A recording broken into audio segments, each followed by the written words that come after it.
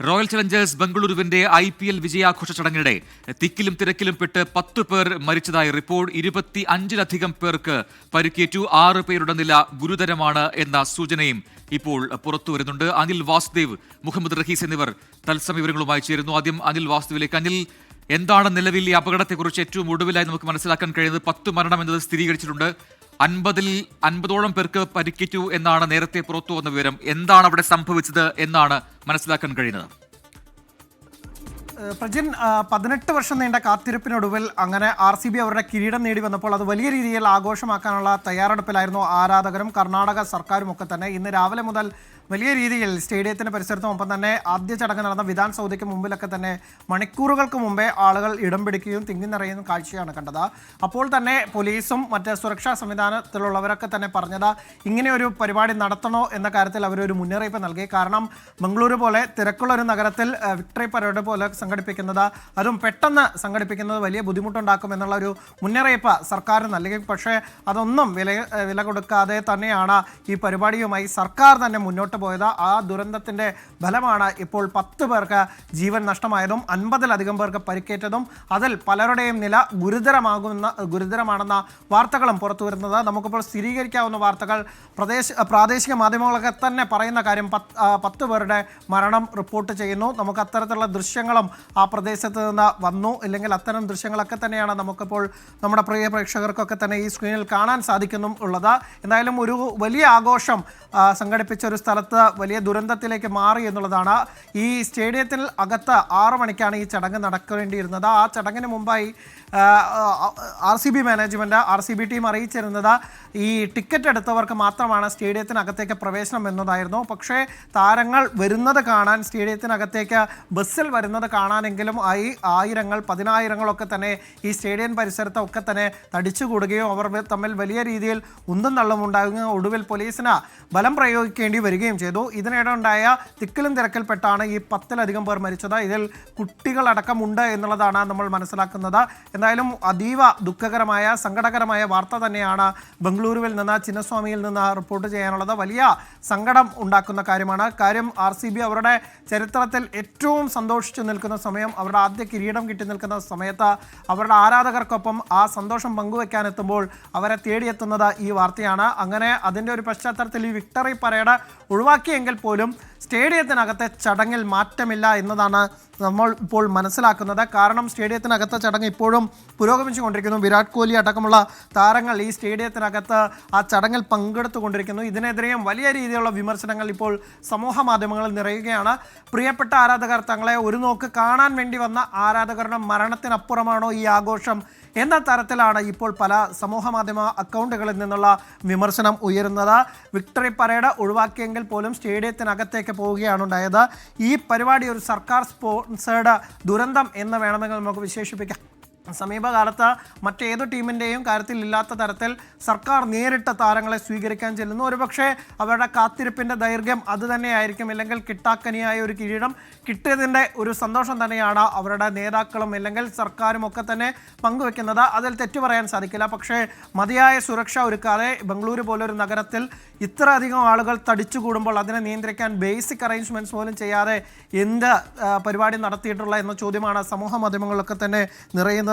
ഈ ദുരന്തം ഉണ്ടായിട്ട് പോലും ഡെപ്യൂട്ടി CM അടക്കമുള്ള ആളുകളൊക്കെ തന്നെ ഇപ്പോഴും ഈ ചിന്നസ്വാമി സ്റ്റേഡിയത്തിൽ നടക്കുന്ന ഈ ചടങ്ങിൽ പങ്കെടുത്തുകൊണ്ടിരിക്കുന്നു എന്നുള്ളതാണ്. നേരത്തെ വിധാൻ സൗദയ്ക്ക് മുമ്പിൽ മുഖ്യമന്ത്രി സിദ്ധരാമയ്യയുടെ നേതൃത്വത്തിലായിരുന്നു ഈ ചടങ്ങ് ഉണ്ടായിരുന്നത്. അവിടെ താരങ്ങളെ ആദരിക്കുന്ന ചടങ്ങായിരുന്നു ഉണ്ടായിരുന്നത്. അതിനുശേഷം വിധാൻ സൗദയിൽ നിന്ന് 2.5 കിലോമീറ്റർ അപ്പുറത്തുള്ള ചിന്നസ്വാമി സ്റ്റേഡിയത്തിലേക്ക് തുറന്ന ബസ്സിൽ വിക്ടറി പരേഡ് നടത്താനായിരുന്നു തീരുമാനമുണ്ടായിരുന്നത്. പക്ഷേ പ്രതീക്ഷിച്ചതിനപ്പുറം സമയം പോയി. ആ ആളുകൾ കാത്തുനിന്നു. അവിടെയാണ് ഈ തിക്കും തിരക്കും ഉണ്ടായതും 10 പേർക്ക് ഇപ്പോൾ ജീവൻ നഷ്ടമായതും. ഇപ്പോൾ റഹീസ് കൂടി ചേരുന്നുണ്ട്. മുഹമ്മദ് റഹീസ് കൂടി ഇപ്പോൾ തത്സമയം ചേരുന്നു. റഹീസ്, ഈ അപകടം എങ്ങനെ ഉണ്ടായി എന്ന് മനസ്സിലാക്കുന്നുണ്ടോ? കാരണം സ്വാഭാവികമായിട്ടും 18 വർഷത്തിന് ശേഷം കന്നിക്കിരീടം നേടുന്നു RCB. അതിന്റെ വലിയ ആഘോഷ പരിപാടികളാണ് അവിടെ നഗരത്തിൽ ഒരുക്കിയത്. സ്വാഭാവികമായിട്ടും ഒരു വലിയ ജനക്കൂട്ടം അവിടെ എത്തുമെന്ന കാര്യത്തിൽ യാതൊരു സംശയവും ഇല്ലാതിരുന്നതാണ്. പക്ഷേ എന്താണ് ഇത്തരത്തിലൊരു അപകടത്തിലേക്ക് പോകാനിടയായ സംഭവം? അത്തരം സാഹചര്യങ്ങളെക്കുറിച്ച് പ്രാഥമികമായെങ്കിലും ഇപ്പോൾ മനസ്സിലാക്കാൻ കഴിയുന്നുണ്ടോ റഹീസ്?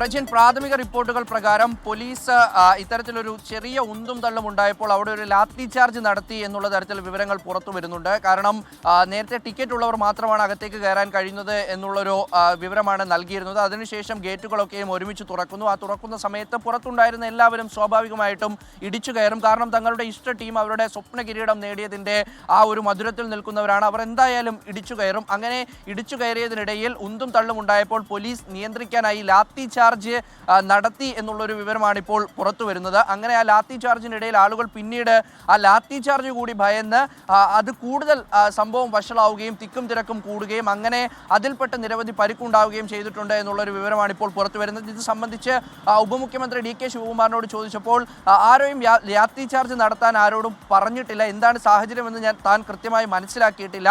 ഒപ്പം തന്നെ 5000 പോലീസ് ഉദ്യോഗസ്ഥരായിരുന്നു സ്റ്റേഡിയ പരിസരത്ത് ഉണ്ടായിരുന്നത് എന്നുള്ളൊരു വിവരമാണ് അദ്ദേഹം പ്രാഥമികമായി ഇക്കാര്യത്തിൽ പറഞ്ഞിട്ടുള്ളത്. ഇതിൽ ഏറ്റവും പ്രധാനം ഇന്ന് രാവിലെ മുതൽ ഉണ്ടായിരിക്കുന്ന ഒരു സർക്കാരിൻ്റെ ഒരു അഭിമാന പ്രശ്നം എന്ന നിലയിലേക്ക് RCBയുടെ കിരീടധാരണം എങ്ങനെ മാറി എന്നുള്ളതാണ്. സ്വാഭാവികമായിട്ടും ആ ഒരു കർണാടകയെ സംബന്ധിച്ചിടത്തോളം അല്ലെങ്കിൽ ബംഗളൂരുവിനെ സംബന്ധിച്ചിടത്തോളം ഒക്കെയും ഏറ്റവും വീറും വാശിയുമോടുകൂടി അവർ IPL തുടങ്ങിയത് മുതൽ ഇന്ന് വരെ കാത്തിരുന്ന ഒരു സ്വപ്ന സാഫല്യത്തിൻ്റെ നിമിഷമായിരുന്നു ഇന്നലെ. അപ്പോൾ അതിനുശേഷം ടീം ബംഗളൂരുവിലേക്ക് എത്തും. ഇന്നലെ വിരാട് കോഹ്ലി പറഞ്ഞിരുന്നത് ബംഗളൂരുവിലായിരിക്കും യഥാർത്ഥ ആഘോഷമെന്നാണ്. അപ്പോൾ അത് കളറാക്കാനായി സർക്കാർ ഏറെ പരിശ്രമിച്ചു. പക്ഷേ രാവിലെ പോലീസ് ഇക്കാര്യം കൃത്യമായി മനസ്സിലാക്കിയിരുന്നു. അവർ വ്യക്തമായ സന്ദേശം നൽകിയിരുന്നു, ഇത് കൈവിട്ടു പോകാൻ സാധ്യതയുണ്ട്, അതുകൊണ്ട് തന്നെ വിക്ടറി പരേഡ് ഒഴിവാക്കണം, ശേഷം പല റെസ്ട്രിക്ഷൻസും വരുത്തണം എന്നുള്ള രീതിയിൽ നൽകിയിരുന്നു. പക്ഷേ അപ്പോൾ പിന്നീട് അത് സർക്കാരിനെതിരെയുള്ള ഒരു വിമർശനമായി മാറി.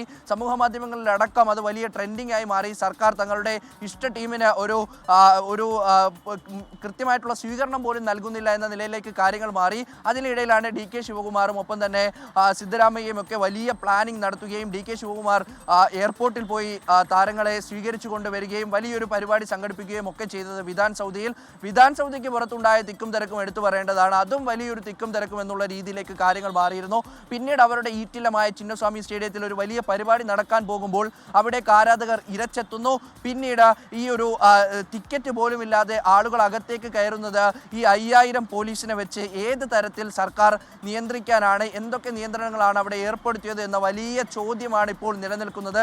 കാരണം മരണസംഖ്യ 10 എന്ന നിലയിലേക്ക് എത്തിയിരിക്കുന്നു. ചിലർ അതിലും മുകളിലേക്ക് ചില പ്രാദേശിക മാധ്യമങ്ങൾ റിപ്പോർട്ട് ചെയ്യുന്നുണ്ട്. 20-ലധികം പേർ ഗുരുതരമായ രീതിയിൽ ചികിത്സയിലാണ്. അപ്പോൾ അങ്ങനെ കാര്യങ്ങൾ നീങ്ങുമ്പോൾ ചോദ്യം വന്നു നിൽക്കുന്നത് സർക്കാരിലേക്കാണ്.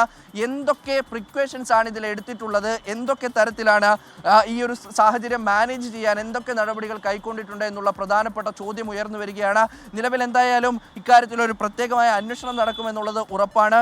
കാരണം ആ രീതിയിലേക്ക് കാര്യങ്ങൾ കൈവിട്ടു പോയിരിക്കുന്നു. ഒരു ടീമിൻ്റെ, ഒരു ഫ്രാഞ്ചൈസിയുടെ കിരീടധാരണം 10-12 പേർ മരിക്കുന്ന രീതിയിലേക്ക് എങ്ങനെ എത്തുന്നു എന്നുള്ളത് പ്രധാനമാണ്. അപ്പോഴും ഈ നിലയ്ക്ക് ചിന്നസ്വാമി സ്റ്റേഡിയത്തിനകത്ത് ആഘോഷങ്ങൾക്കുള്ള തുടക്കം നടക്കുകയാണ്. അവിടെ എല്ലാ ഒരുക്കങ്ങളും പൂർത്തിയായി ഇരിക്കുകയാണ്. നിലവിൽ എന്തായാലും സ്റ്റേഡിയത്തിന് പുറത്തെ സാഹചര്യങ്ങളൊക്കെയും നിയന്ത്രണ വിധേയമാണ്. പക്ഷേ ഈ സ്റ്റേഡിയത്തിനകത്ത് തിങ്ങി നിറഞ്ഞ് ആരാധകർ ഇരിപ്പുണ്ട്. ഇവർ തിരിച്ചിറങ്ങി പോകുമ്പോൾ സമാനമായിട്ടുള്ളൊരു സാഹചര്യം ഉണ്ടാകാതിരിക്കാൻ വേണ്ട മുൻകരുതലുകളെങ്കിലും ഇനി പോലീസ് എടുത്തേ കഴിയുള്ളൂ, സർക്കാർ എടുത്തേ കഴിയുള്ളൂ. നിലവിൽ എന്തായാലും വ്യക്തമായ അന്വേഷണം ഉണ്ടാകും എന്നുള്ള ഒരു വിവരം കൂടി പുറത്തു വരുന്നുണ്ട്. എന്തായാലും വളരെ ദാരുണമായിട്ടുള്ള സംഭവമാണ്. ഒട്ടും പ്രതീക്ഷിക്കാത്ത, അപ്രതീക്ഷിതമായി ഒരു വലിയ വിജയാരവം മുഴങ്ങേണ്ടിയിടത്ത് ഈ ഒരു സങ്കടം പെയ്തിറങ്ങുന്ന ഒരു കാഴ്ചയാണ് കാണുന്നത്. അവിടെ മഴയുമുണ്ട്. അപ്പോൾ ആ നിലയ്ക്ക് ഏതാണ്ടൊക്കെ കാര്യങ്ങൾ ഔട്ട് ഓഫ് കൺട്രോളിലാണ് എന്ന് പറയേണ്ടി വരും. ഇനി ഇവർ തിരിച്ചിറങ്ങി പോകുന്നത് വരെയും പോലീസ് വലിയ പ്രഷർ അനുഭവിക്കേണ്ടി വരും. നിലവിൽ എന്തായാലും 10 മരണം സ്ഥിരീകരിച്ചിരിക്കുന്നു. ഔദ്യോഗികമായി അത് 10 എന്ന രീതിയിൽ തന്നെ പറയാൻ കഴിയും. പക്ഷേ ഗുരുതരമായി ചികിത്സയിലുള്ളവരുടെ എണ്ണവും ഏതാണ്ട് 10 എന്ന നിലയ്ക്ക് തന്നെ പറയേണ്ടി വരും. അതുകൊണ്ട് മരണസംഖ്യ ഉയരരുത് എന്നുകൂടി ആഗ്രഹിക്കാം, അതിനുവേണ്ടി പ്രാർത്ഥിക്കാം. നിലവിൽ ഈ ഒരു സംഭവത്തിൽ അന്വേഷണം വേണമെന്നുള്ള ആവശ്യം പല കോണുകളിൽ നിന്ന് ഉയരുന്നുണ്ട്. പ്രത്യേകിച്ച് BJP അടക്കം പ്രതിപക്ഷ പാർട്ടികൾ വലിയ വിമർശനം ഈ ഘട്ടത്തിൽ ഉന്നയിക്കുന്നുണ്ട്. DK ശിവകുമാർ മാത്രമാണ് സർക്കാരിൻ്റെ ഭാഗത്തു നിന്ന് ഇതുവരെ ഒരു പ്രതികരണം നടത്തിയിട്ടുള്ളത്. വരും മിനിറ്റുകളിൽ കൂടുതൽ പ്രതികരണങ്ങൾ, എന്താണ് ഈ ഒരു അപകടത്തിൻ്റെ യഥാർത്ഥ കാരണം എന്ന് മനസ്സിലാക്കാൻ കഴിയും. നമുക്ക് മനസ്സിലായതിൽ നിന്നും പ്രധാനമായിട്ടും ടിക്കറ്റ് ഇല്ലാത്തവർ ഗേറ്റ് തുറന്നപ്പോൾ ഇടിച്ച് അകത്തേക്ക് കയറാൻ ശ്രമിക്കുന്നു. ഇത് നിയന്ത്രിക്കാനായി പോലീസ് ശ്രമിക്കുന്നു. ലാത്തി ചാർജ് ഉണ്ടാകും. മനസ്സിലാക്കുന്നു. അത് വലിയ രീതിയിലേക്ക് ഒരു വലിയ ഒരു സ്റ്റാമ്പേഡിലേക്ക് മാറുന്നു, ഒരു കൂട്ടയിടിയിലേക്കും ഒരു ഉന്തും തള്ളിലേക്കും ഒക്കെ മാറി. അങ്ങനെയാണ് പലരും മരിച്ചത്. ഇതിൽ കുട്ടികളടക്കം മരിച്ചിട്ടുണ്ട് എന്നുള്ള സങ്കടകരമായ വിവരമാണ് പങ്കുവെക്കാനുള്ളത്. പ്രജിൻ. മുഹമ്മദ് റഹീസാണ് വിശദാംശങ്ങൾ നൽകിക്കൊണ്ടിരിക്കുന്നത്.